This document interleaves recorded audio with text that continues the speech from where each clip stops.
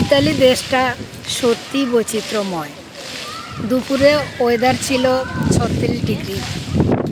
ভাবলাম এই বুঝি প্রাণ বেরিয়ে যায় গরমে।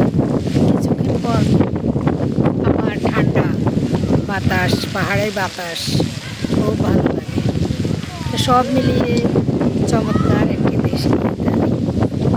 কখন গরম কখন ঠান্ডা কোনো ঠিক নেই।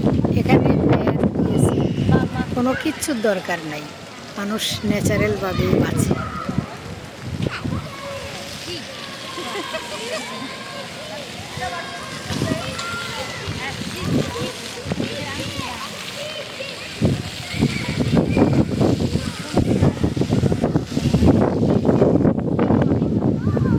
হাই বলে দাও সবাইকে।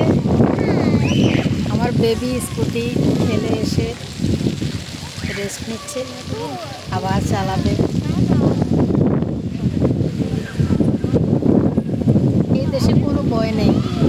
বাংলাদেশে বাচ্চাদেরকে ছেড়ে কোনো মা বাবা ভালো থাকতে পারে না, টেনশনে থাকে কখন যে কি হয়। এই দেশে কোনো সমস্যা নেই।